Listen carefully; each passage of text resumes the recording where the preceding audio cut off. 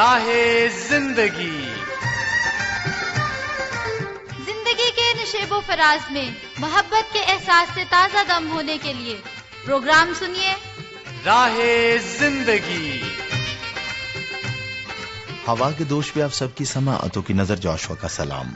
کہیے جناب کیسے ہیں آپ سب؟ امید کرتا ہوں کہ آپ سبھی خیر و عافیت سے ہیں، سب اپنے اپنے کام کو اچھے سے سر انجام دے رہے ہیں۔ میری دعا ہے کہ آپ سب خوش رہیں، سلامت رہیں، خداوند تعالیٰ آپ کو ہمیشہ خوش رکھے اور آپ کے کام میں بہت ترقی عطا فرمائے، آمین۔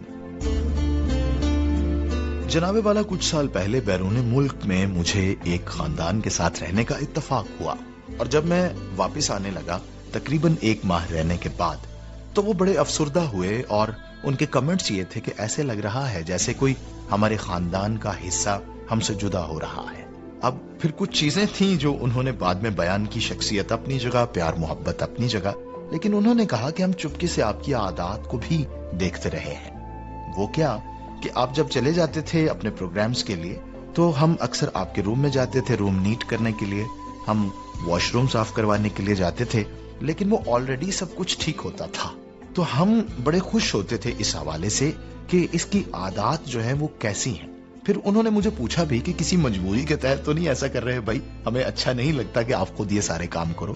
تو میں نے بتایا کہ جناب اس کی وجہ یہ ہے، نمبر 1 کہ ہمارے والد محترم نے ہماری یہ تربیت کی ہے کہ صاف ستھرا بستر، صاف ستھرا کمرہ لو اور صاف ستھرا کمرہ اگلے کے لیے چھوڑو۔ دوسرا، صاف ستھرا واش روم استعمال کرو اور اگلے آنے والے کے لیے بھی صاف ستھرا واش روم چھوڑو۔ اور اس سے بڑی بات یہ ہے کہ جب بھی کسی خاندان کے ساتھ رہو تو کچھ حد بندیاں ہوتی ہیں، ان حد بندیوں کو کبھی کراس نہ کرو۔ تو بہت خوش ہوئے، وہ آج بھی رابطے میں ہیں، یاد کرتے ہیں، پوچھتے ہیں کب آنا ہے کب آنا ہے۔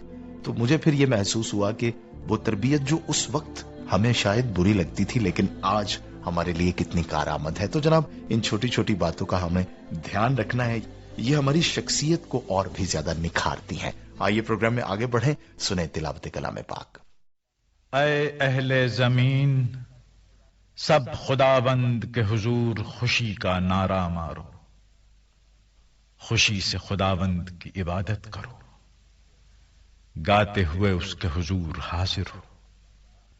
جان رکھو کہ خداوند ہی خدا ہے، اسی نے ہم کو بنایا اور ہم اسی کے ہیں، ہم اس کے لوگ اور اس کی چراگاہ کی بھیڑیں ہیں۔ شکر گزاری کرتے ہوئے اس کے پھاٹکوں میں اور حمد کرتے ہوئے اس کی بارگاہوں میں داخل ہو، اس کا شکر کرو اور اس کے نام کو مبارک کہو، کیونکہ خداوند بھلا ہے، اس کی شفقت ابدی ہے اور اس کی وفاداری پشت در پشت رہتی ہے۔ سن رہے تھے تلاوت کلام پاک، اور ابھی وقت ہے حمدیہ گیت کا۔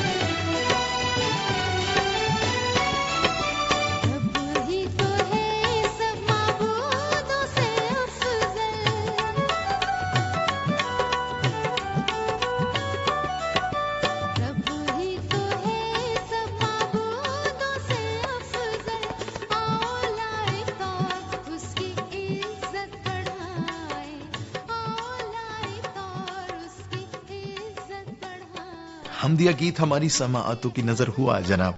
अभी मैं शामिल करूंगा आपकी तरफ से भेजे गए मैसेजेस और खतूत। तो इस वक्त जो सबसे पहला मैसेज है वो एक बड़ी खूबसूरत जगह से आया है। तुरबत, गांव कोशक, तहसील बलीदा, जिला केच। वाह। और जनाब का नाम है असद मुराद। कहते हैं कि मैंने उज़्मा यूनुस साहिबा की मेजबानी में प्रोग्राम सुना जिसमें कलाम मुक़द्दस, हमदिया गीत और इसी तरह से मैसेजेस शामिल थे और दीगर सिलसिले शामिल थे। सुनकर बहुत अच्छा लगा। शुक्रिया जनाब। मोहम्मद अब्दुल्लाह, मोहम्मद असदुल्लाह और हाफिज नईम अहमद साहब झंग सिटी से, उन्होंने हमें मैसेज किया है। कहते हैं कि आज का खूबसूरत प्रोग्राम राह जिंदगी भैया आदिल मुश्ताक की आवाज में सुना। प्रोग्राम का आगाज कलाम मुक़द्दस से किया गया और फिर एक ज़बूर सुनाया गया। अखियां चुकना हा मैं वल पहाड़ा, मदद लई मैं किसनू पुकारा। सुनकर बहुत बरकत मिली और दिली राहत हुई। ये ज़बूर अक्सर हम रफाकती कैंप मरी में सुनते हैं। मेरा पसंदीदा ज़बूर है। ये सुनकर मरी की याद ताजा हो गई। Well done. बहुत शुक्रिया जनाब। सलामत रहिए।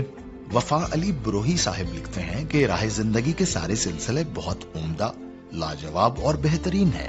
प्रोग्राम बाकायदा सुनते हैं जो कि बेमिसाल है और बहुत फायदे वाला होता है। हमारी रहनुमाई करता है प्रोग्राम राह जिंदगी। शुक्रिया जनाब।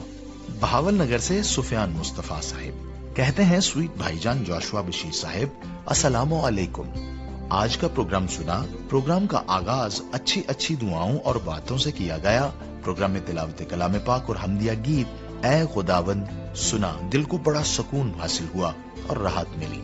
शुक्रिया जनाब। बिलाल भुट्टा साहिब बहावलपुर से, अस्सलामु अलैकुम। राह जिंदगी प्रोग्राम रोजाना हम सब दोस्त इकट्ठे बैठकर सुनते हैं। राह जिंदगी प्रोग्राम के तमाम सिलसिले बहुत पसंद हैं। प्रोग्राम से बहुत एंजॉय करते हैं। जोशुआ भाई का प्रोग्राम सुना, बहुत अच्छा लगा। शुक्रिया जनाब। ये थे आपकी तरफ से भेजे गए मैसेजेस और खतूत। जनाब हम मुंतजिर रहेंगे आपकी जानिब से इसी तरह से फीडबैक के। बताता चलूं कि आप हमें खत लिखकर भेज सकते हैं इस पते पर। प्रोग्राम राह जिंदगी, PO बॉक्स नंबर 117 यानी 117 फैसलाबाद पाकिस्तान। इसी तरह से आप हमें कॉल कर सकते हैं, मैसेज कर सकते हैं, व्हाट्सएप कर सकते हैं। नंबर है 0305 33 77 310। फिर से बोल रहा हूं 0305 3377 310। फेसबुक आईडी है हमारी PCRM फैसलाबाद के नाम से और पाकिस्तान क्रिश्चियन रिकॉर्डिंग मिनिस्ट्रीज के नाम से हमारा यूट्यूब चैनल है। हम मुंतजिर रहेंगे जनाब आपकी जानिब से फीडबैक के। प्रोग्राम में आगे बढ़ते हैं, सुनते हैं सिलसिला कुदरत के करिश्मे। सामईन, इंसान वो वाहिद मखलूक है जो अपने जज्बात और एहसासात को बयान करने के लिए मुकम्मल तौर पर शाऊर रखती है। हम खूब हंसे या शदीद तकलीफ में मुब्तला हो या फिर बहुत ज्यादा खुश हो तो अक्सर हमारी आंखें और पलकें नम हो जाती हैं। तो सामईन, कुदरत के करिश्मे में आज हम आंसुओं के इस हैरत अंगेज अमल के बारे में जानेंगे। आंसू आंखों से खारिज होने वाला वो माया या सयाल मादा है जो इंसानी आंख की अंदरूनी झिल्ली को साफ और तर रखता है। गो के आंसुओं से हमारा रिश्ता बहुत पुराना है, लेकिन इसके अलावा ये बात जानने की भी जरूरत है कि हम रोते क्यों हैं। बज़ाहिर यूं मालूम होता है कि रोने का कोई फिजियोलॉजिकल फायदा नहीं है, लेकिन मौजूदा दौर में होने वाली तहकीक आंसुओं की बहुत ठोस हयातियाती वजूहात बताती हैं।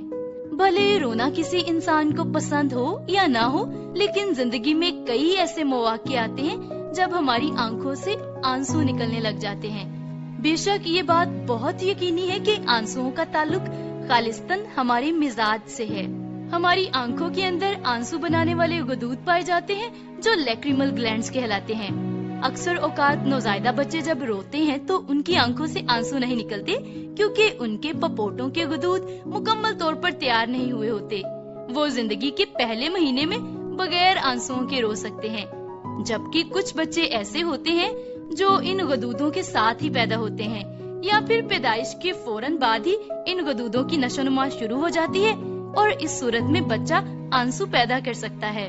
लेकिन बाज़ सूरतों में इन गुदूदों से मुंसलिक नालियां पूरी तरह से खुलती नहीं है या फिर ब्लॉक हो जाती हैं। एक तहकीक के मुताबिक औरतों में मर्दों की निस्बत 60% ज्यादा प्रोलैक्टिन मौजूद होता है, یہ وہ ہارمون ہے جو آنسوؤں کے ساتھ ساتھ ماں کے دودھ کی پیداوار کو بھی متحرک کرتا ہے۔ سائنسدانوں کا کہنا ہے کہ رونے سے آنکھیں بیکٹیریا کے خطرات سے محفوظ ہو جاتی ہیں، کیونکہ آنسو بہانے سے آنکھیں صاف ہو جاتی ہیں اور آنکھوں کی نمی برقرار رہتی ہے۔ لیکن اس کے برعکس اگر آنسوؤں کو بہنے سے روک لیا جائے تو اس سے ہماری صحت پر بہت برا اثر پڑ سکتا ہے، کیونکہ آنسوؤں کے روکنے سے دل کی دھڑکن اور اعصابی نظام پر برا اثر پڑتا ہے، جس سے جسم میں شوگر کا تناسب بڑھ جاتا ہے اور بلڈ پریشر تیز ہو جاتا ہے، جبکہ اس کے علاوہ بعض اوقات سانس لینے میں بھی مشکل پیدا ہو سکتی ہے۔ یہ آنسو صرف ہمارے جذبات و احساسات کے اظہار کا کام ہی نہیں کرتے، بلکہ یہ رگڑ کو ختم کرنے کے ساتھ ساتھ لوبریکیشن کا کام بھی کرتے ہیں۔ لیکن اکثر اوقات ہم آنسوؤں کو رد عمل کے طور پر امڑ آنے کی حد تک سمجھتے ہیں، جبکہ یہ بہت منفرد اور حیرت انگیز ہونے کے علاوہ جراثیم کش بھی ہوتے ہیں۔ آنسو پیدا کرنے والے غدود آنکھ کے گرد موجود ہوتے ہیں، جو کہ بہت چھوٹے چھوٹے ہوتے ہیں لیکن تعداد میں بہت زیادہ ہوتے ہیں۔ سائنسدانوں کے مطابق آنسوؤں کی 3 اقسام ہیں اور ان تینوں اقسام کے اجزاء بھی مختلف ہیں، کیونکہ ان کا فنکشن ایک دوسرے سے مختلف ہے، جس سے ان کی پہچان کی جاتی ہے۔ سب سے پہلی قسم کے آنسو جذباتی آنسو ہیں، جو اس وقت پیدا ہوتے ہیں جب ہم بہت زیادہ پریشان ہوں۔ ان آنسوؤں میں قدرتی طور پر درد کو کم کرنے والا مادہ پایا جاتا ہے۔ دوسری قسم کے آنسوؤں کو بیسل ٹیئرز کہا جاتا ہے، جو آنکھوں میں گرد یا کچرا پڑنے کی صورت میں نکلنا شروع ہو جاتے ہیں۔ ان بیسل آنسوؤں میں پوٹاشیم اور سوڈیم موجود ہوتے ہیں۔ یہ جسم میں پائے جانے والے 2 اہم الیکٹرولائٹ ہیں۔ الیکٹرولائٹ قدرتی نمکیات ہیں جو اعصابی فنکشن کے لیے ضروری ہے اور اعصابی خلیات میں اطلاعات کے تبادلے کے لیے استعمال ہوتے ہیں۔ آنسوؤں میں 98% پانی ہوتا ہے، جبکہ صرف 2% مرکبات اور نمکیات ہوتے ہیں۔ اگرچہ اس میں نمک کا تناسب بہت کم ہے، لیکن نمک کی یہ کم پیداوار بھی بیکٹیریا کے ماحول کو ناموافق کر دیتی ہے۔ یوں کہہ لیجئے کہ یہ آنسو بھی ہمارے امیون سسٹم کی ہی توسیع ہے۔ بیسل آنسو پپوٹوں کو جھپکنے میں آسانی فراہم کرتا ہے اور ہماری آنکھ رگڑ سے محفوظ رہتی ہے۔ بڑھتی ہوئی عمر کے ساتھ اکثر بیسل آنسوؤں کی مقدار بھی کم ہونا شروع ہو جاتی ہے۔ آنکھ کے کونے سے نکلنے والا یہ قطرہ ہماری آنکھ کو ہر وقت تر رکھتا ہے۔ تیسری طرح کی آنسوؤں کو ریفلیکس ٹیئرز یا پھر اضطراری آنسو کہا جاتا ہے، اور یہ آنسو اس وقت نمودار ہوتے ہیں جب ہماری آنکھ میں دھوئیں کی وجہ سے یا پھر پیاس کی وجہ سے جلن ہو رہی ہوتی ہے۔ کیونکہ جلن کی وجہ سے یہ غدود پھٹ بھی سکتے ہیں، اس لیے اس دوران خارج ہونے والے آنسو ہماری آنکھ کو محفوظ رکھتے ہیں۔ ایک امریکن اکیڈمی کے مطابق ہم ہر سال 15 سے 30 لیٹر آنسو بناتے ہیں، یعنی عام طور پر ایک دن میں ہم 5 سے 10 اونس آنسو پیدا کرتے ہیں۔ ہماری پلکوں کے اندرونی کونوں میں چھوٹے سے سوراخ موجود ہوتے ہیں اور ان سوراخوں کو آنسو پوائنٹ کہا جاتا ہے۔ یہ سوراخ آنسوؤں کے اخراج میں بہت اہم کردار ادا کرتے ہیں اور اس کے ذریعے سے آنسو ناک کے راستے سے باہر آتے ہیں، اور یہ صورتحال آنسوؤں کے شدید اخراج کے وقت پیش آتی ہے۔ Bio chemist and tear expert William فرے کی تحقیق کے مطابق ذہنی دباؤ، مایوسی اور غم کی حالت میں بہنے والے آنسوؤں میں کچھ نقصان دہ زہریلے مادے پائے جاتے ہیں۔ آنسوؤں کا بہنا ہمیں دل کے دورے، blood pressure, nervous breakdown, migraine اور شوگر جیسی بیماریوں سے محفوظ رکھتا ہے۔ یوں یہ آنسو جہاں ہمارے احساسات و جذبات کے اظہار کا ذریعہ ہے، وہیں پر یہ ہماری آنکھوں کی حفاظت بھی کرتے ہیں، انہیں شفاف اور بیکٹیریا سے محفوظ رکھتے ہیں، اور آنسوؤں کے بہہ جانے سے ہمارا تمام تر جسمانی نظام بھی توازن میں رہتا ہے۔ ذہنی دباؤ اور فرسودگی کے جذبات بھی ان آنسوؤں کے ساتھ بہہ جاتے ہیں، ہمارا جسم تندرست و توانا ہو جاتا ہے اور ذہن بوجھل پن سے آزاد ہو جاتا ہے۔ اور اگر یہ آنسو ندامت اور شرمندگی کے ہوں تو یہ ہمارے گناہ کی معافی اور خدا کی حضوری میں ہماری مقبولیت کا باعث بھی بنتے ہیں۔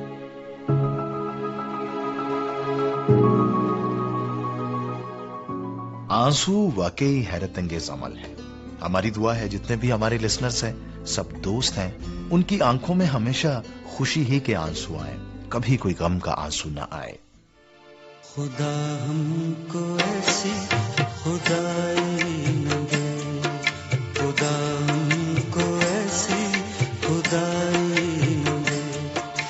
کہ اپنے سوا کچھ دکھائی نہ دے. خدا ہم کو ایسی خدائی نہ دے. خدا ہم کو ایسی خدائی نہ دے کہ اپنے سوا کچھ دکھائی نہ دے. خدا ہم کو ایسی خدائی نہ دے.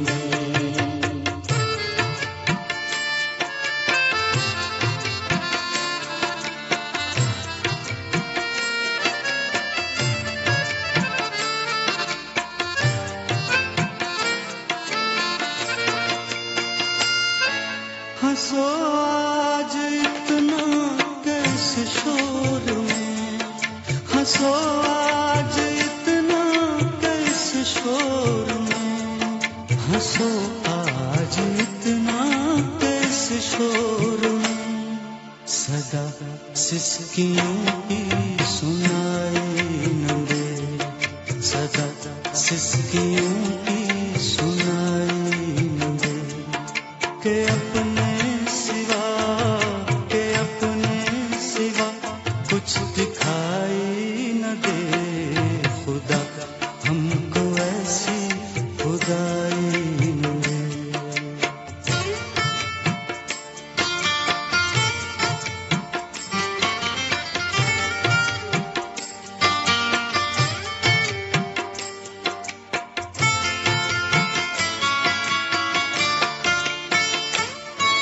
مجھے اپنی چادر میں یوں ڈھانپ لو. مجھے اپنی چادر میں یوں ڈھانپ لو. مجھے اپنی چادر میں یوں ڈھانپ لو. زمین آسماں کچھ دکھائی نہ دے. زمین آسماں کچھ دکھائی نہ دے کہ اپنے سوا کچھ دکھائی نہ دے. خدا ہم کو ایسی خدائی نہ دے.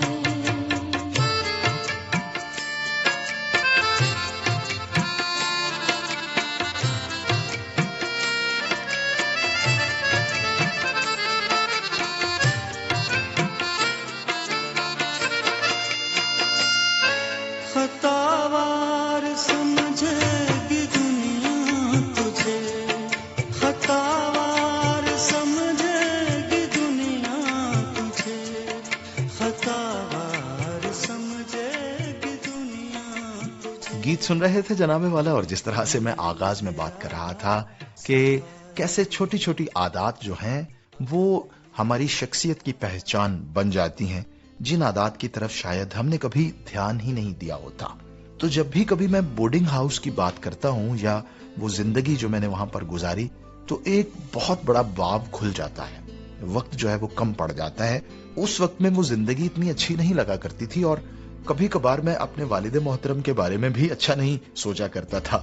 میں سوچتا تھا کہ یہ والدین کیسے ہیں، ان کو مجھ سے پیار نہیں ہے، شاید انہوں نے مجھے خود سے دور کر دیا ہے. لیکن میری والدہ محترمہ ہمیشہ ایک جملہ بولتی تھیں اس وقت کہ بھائی کھانا پینا خدا کا شکر ہے، اس کا لاڈ پیار ہے، پہننے کا بھی لاڈ پیار ہے، لیکن اس بات کا کوئی لاڈ پیار نہیں ہے.